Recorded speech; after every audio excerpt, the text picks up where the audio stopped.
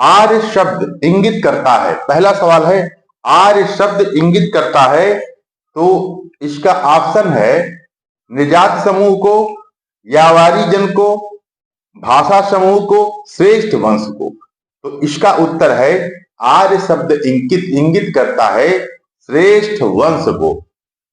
आर्य प्राचीन भारत, यूरोपीय एवं प्राचीन ईरानी भाषा बोलने वालों के लिए प्रयुक्त शब्द है।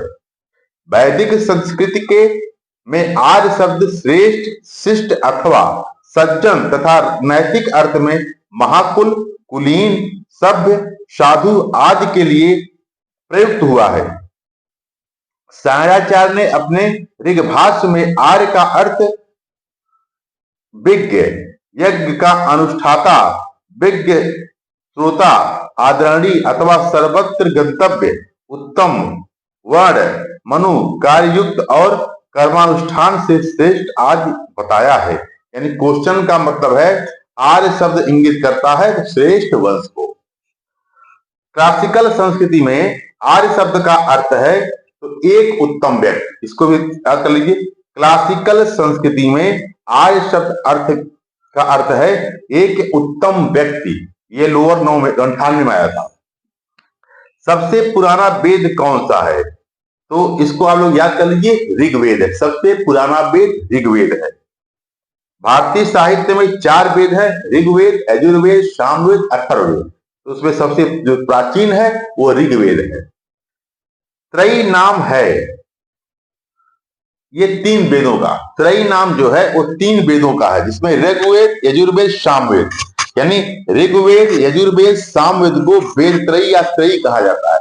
ऋग्वेद, यजुर्वेद तथा सामवेद को वेद त्रयी या त्रयी कहा जाता है।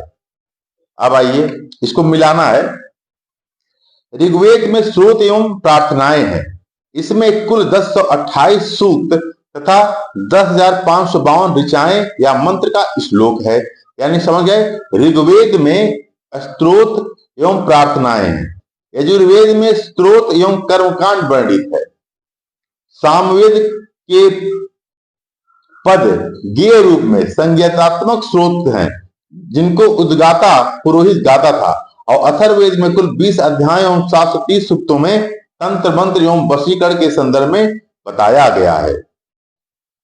यानी ऋग्वेद में आपका क्या है? स्रोत एवं प्रार्थनाएं हैं। यजुर्वेद में क्या है? स्रोत एवं कर्मकांड है। सामवेद में क्या है? संगीतमय स्त्रोत है।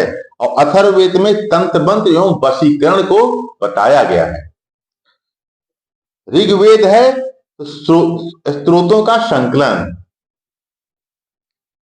निम्नलिखित में से किसका संकलन ऋग्वेद पर आधारित है? यजुर्वेद, सामवेद, अथर्ववेद, इनमें से कोई नहीं। क्वेश्चन है, ध्यान सुनिएगा, निम्नलिखित में से किसका संकलन ऋग्वेद पर आधारित है? तो इसका उत्तर है सामवेद।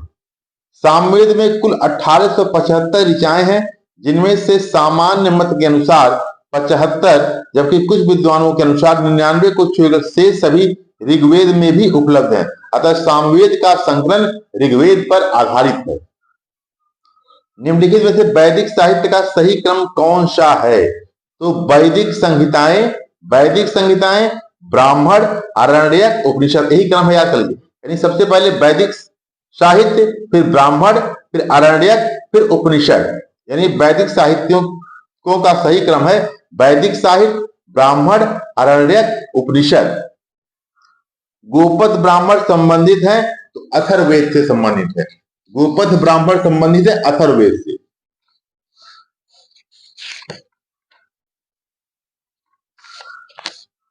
ऐत्रेय ब्राह्मण तथा कौशिकी ब्राह्मण ऋग्वेद से, पंचवी शाक्तांड ब्राह्मण तथा जैमिनी ब्राह्मण सामवेद से, और शतपथ ब्राह्मण यजुर्वेद से, और गोपथ ब्राह्मण अथर्ववेद से संबंधित हैं। उपनिषद पुस्तकें हैं धर्म पर, योग पर, विधि पर, दर्शन पर। तो उपनिषद दर्शन पर आधारित पुस्तकें हैं। इन्हें वेदांत भी कहा जाता है। यानी उपनिषद दर्शन पर आधारित पुस्तकें हैं, इन्हें वेदांत भी कहा जाता है। निम्नलिखित में से किस एक वैदिक साहित्य में मोक्ष की चर्चा मिलती है? तो ऋग्वेद, परवर्ती संहिताएं, ब्राह्मण, उपनिषद। तो निम्नलिखित में से किस एक वैदिक साहित्य में मोक्ष की चर्चा मिलती है? तो उपनिषद होगा इसका उत्तर। वेदों में मोक्ष शब्द प्रयुक्त नहीं हुआ है, उपनिषदों में प्रथम बार मोक्ष की चर्चा मिलती है। यह शब्द श्वेताश्वर उपनिषद में पहली बार आया है। अध्यात्म ज्ञान के विषय में नाचिकेता और यम का संवाद किस उपनिषद में प्राप्त होता है? तो कठोपनिषद। इसको याद कर लीजिए। अध्यात्म ज्ञान के विषय में नाचिकेता और यम का संवाद किस उपनिषद में प्राप्त होता है? तो कठोपनिषद में। सत्यमेव जयते शब्द किस उपनिषद से लिए गए हैं? तो मुंडकोपनिषद। सत्यमेव जयते किस शब्द सत्यमेव जयते शब्द किस उपनिषद से लिए गए हैं? तो मुंडकोपनिषद। उपनिषद काल के राजा अश्वपति शासक थे? तो केकय के। क्वेश्चन पढ़ लीजिए। उपनिषद काल के राजा अश्वपति शासक थे? तो केकय के। वैदिक नदी अस्किनी की पहचान निम्नांकित नदियों में से किस एक के साथ की जाती है? व्यास, रावी, चेनाब, झेलम। तो इसका उत्तर होगा चेनाब। वैदिक नदी अस्किनी की पहचान चेनाब नदी के साथ की जाती है।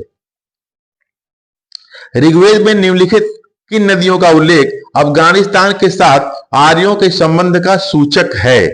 तो कुभा और क्रुमु। इसको याद कर लीजिए। ऋग्वेद में निम्नलिखित किन नदियों का उल्लेख अफगानिस्तान के साथ आर्यों के संबंध का सूचक है?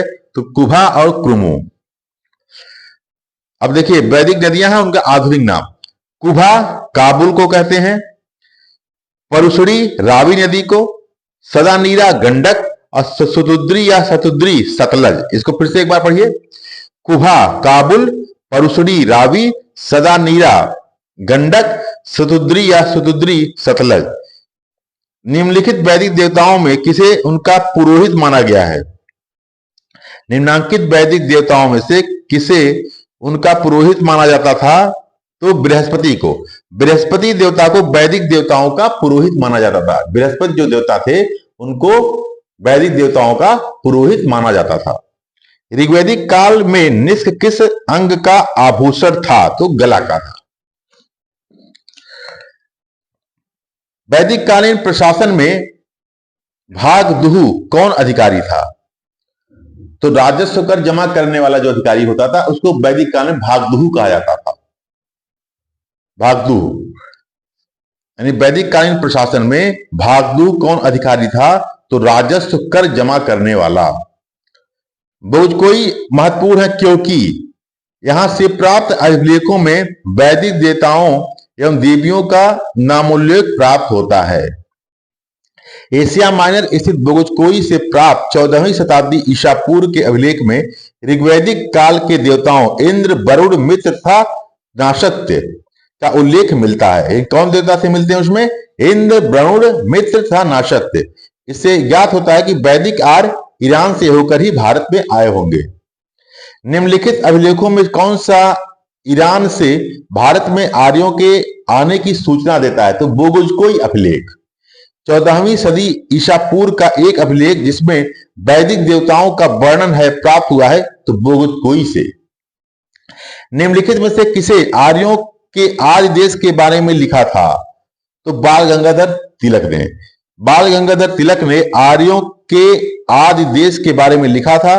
तिलक ने यह मत व्यक्त किया था कि आर्यों का आदि देश उत्तरी ध्रुव था, किंतु तिलक का यह मत इतिहासकारों में मान्य नहीं है।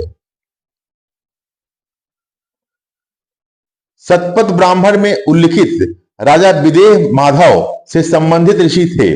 क्वेश्चन है, शतपथ ब्राह्मण में उल्लिखित राजा विदेह माधव से संबंधित ऋषि थे? तो ऋषि गौतम राहुगढ़। इसका उत्तर है शतपथ ब्राह्मण में उल्लिखित राजा विदेह माधव से संबंधित ऋषि थे तो ऋषि गौतम राहुगढ़। आर्यों के पूर्व दिशा की ओर प्रसार के विषय में शतपथ ब्राह्मण में वर्णित विदेह माधव की आख्यायिका उल्लेखनीय है। इसके अनुसार राजा विदेह माधव से संबंधित ऋषि गौतम राहुगढ़ थे। उत्तर वैदिक काल में निम्नलिखित में से किसको आर्य संस्कृति का ध्रुव समझा जाता था? तो कुरु और पंचाल को उत्तर वैदिक काल में आर्य संस्कृति का धुर समझा जाता था। गोत्र शब्द का प्रयोग सर्वप्रथम हुआ है तो ऋग्वेद में। गोत्र शब्द का प्रयोग सर्वप्रथम ऋग्वेद में हुआ है। ऋग्वेद में उल्लिखित प्रसिद्ध 10 राजाओं का युद्ध किस नदी के किनारे हुआ था? तो यह क्वेश्चन बहुत इंपॉर्टेंट है। परशुरी नदी के तट पर हुआ था। दासराग युद्ध, 10 राजाओं का युद्ध परशुरी नदी, आधुनिक नदी रावी नदी के तट पर लड़ा गया, जिसमें भारत के राजा सुदास की विजय हुई। निम्न में से किस नदी को ऋग्वेद में माते तमा, देवी तमा एवं नदी तमा संबोधित किया गया है? तो सरस्वती नदी को कहा गया है। उस जनजाति का नाम बताइए जो ऋग्वैदिक आर्यों के पंचजन से संबंधित नहीं है। यदु है, तुर्वस है, पुरु है, किकट नहीं है। उस जनजाति का नाम बताइए जो ऋग्वैदिक आर्यों के पंचजन से संबंधित नहीं है, तो किकट है। और इसको ध्यान से सुनेंगे आप लोग। ऋग्वैदिक आर्यों के पंचजन में यदु, द्विहु, पुरु, अनु, तुर्वस शामिल हैं। कौन है शामिल पंचजन में? यदु, दुह्यु, पुरु, अनु, तुर्वस। प्राचीन काल में आर्यों के जीविकोपार्जन का मुख्य आधार क्या था? तो कृषि था। ऋग्वेद में निम्नलिखित यौ शब्द किस कृषि उत्पाद हेतु प्रयुक्त किया गया है? तो जौ के लिए। किस वेद में सभा और समिति को प्रजापति की 2 पुत्रियां कहा गया है? तो अथर्ववेद में। आयुर्वेद अर्थात जीवन का विज्ञान का उल्लेख सर्वप्रथम मिलता है अथर्ववेद में। ऋग्वेद काल में जनता निम्न में से मुख्यतः किसमें विश्वास करती थी? मूर्ति पूजा, एकेश्वरवाद, देवी पूजा, बलि एवं कर्मकांड। तो क्वेश्चन फिर से समझिए। ऋग्वेद काल में जनता निम्न में मुख्यतः किसमें विश्वास करती थी? तो बलि एवं कर्मकांड पर विश्वास करती थी। ऋग्वैदिक धर्म था बहुदेववादी, एकेश्वरवादी, अद्वैतवादी, निवृत्त मार्गी। तो ऋग्वैदिक धर्म था बहुदेववादी। सर्वाधिक ऋग्वैदिक सूक्त समर्पित हैं तो इंद्र भगवान को, इंद्र देवता को। सर्वाधिक ऋग्वैदिक सूक्त समर्पित हैं तो इंद्र देवता को। निम्नलिखित में से किस ऋग्वैदिक में युद्ध देवता समझा जाता है? किसको? तो इंद्र को। ऋग्वेद में सर्वाधिक संख्या में मंत्र संबंधित हैं तो अग्नि से। ऋग्वेद में सर्वाधिक संख्या में मंत्र संबंधित है अग्नि से। वैदिक देवता इंद्र के विषय में निम्न कथनों पर विचार कीजिए। झंझावत के देवता, पापियों को दंड देते थे, नैतिक व्यवस्था के संरक्षक, वर्षा के देवता। तो वह झंझावत के देवता थे और वर्षा के देवता थे। निम्नलिखित में से पूर्व वैदिक आर्यों का सर्वाधिक लोकप्रिय देवता कौन था? तो इंद्र थे। पूर्व वैदिक आर्यों का सर्वाधिक लोकप्रिय देवता इंद्र थे। 800 से 600 ईसा पूर्व का काल किस युग जाना जाता है? तो ब्राह्मण युग। 800 से 600 ईसा पूर्व का काल ब्राह्मण युग के नाम से जाना जाता है। गायत्री मंत्र के नाम से प्रसिद्ध मंत्र सर्वप्रथम किस ग्रंथ में मिलता है? तो ऋग्वेद। सर्ग, प्रतिसर्ग, वंश, मनवंतर और वंशानुचरित संकेतक है तो पुराणों के। इसको याद कर लीजिए, इंपॉर्टेंट सवाल है ये। सर्ग, प्रतिसर्ग, वंश, मनवंतर और वंशानुचरित संकेतक है तो पुराणों के। पुराणों की संख्या है 18। महाभारत मूलतः किस रूप में जानी जाती है? तो जय संहिता के रूप में। सहज सही संहिता उपनाम निम्नलिखित किस ग्रंथ का है? तो महाभारत का। ऋग्वेद की मूल लिपि थी ब्राह्मी। ऋग्वेद की मूल लिपि थी ब्राह्मी। वैदिक कर्मकांड में होता का संबंध है ऋग्वेद से।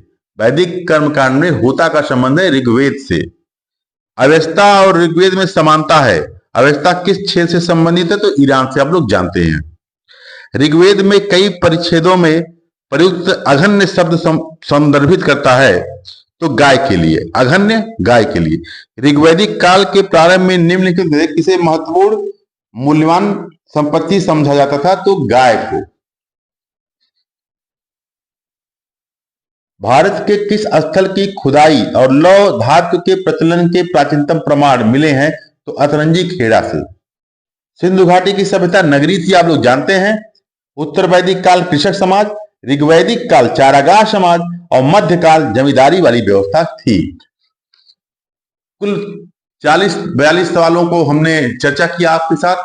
मैंने क्वेश्चन पढ़ा, उनका उत्तर बताया। अब आपकी जिम्मेदारी है इसको एक बार अच्छे से सुन लीजिए, उसके बाद पुस्तक में जाकर वैदिक काल को आज ही रिवीजन कर लीजिए। और पीछे जो आपने पढ़ा है पाषाण काल और सिंधु घाटी सभ्यता, उसको भी 15-20 मिनट में रिवीजन कर लीजिए। मेरा कहने का तात्पर्य है, मेरा ये वीडियो बनाने का उद्देश्य है कि आप लोग इन टॉपिकों के साथ मेरे साथ चलते रहिए, क्योंकि आपका लक्ष्य बड़ा है। आपको समीक्षा अधिकारी भी बनना है, आपको पीसीएस अधिकारी भी बनना है। तो आपका जो भी लक्ष्य है, यूपी पीसीएस 2024 लक्ष्य है या समीक्षा अधिकारी की परीक्षा का लक्ष्य है, तो मेरे साथ चलते रहिए, आप लोगों की तैयारी अच्छे से हो जाएगी।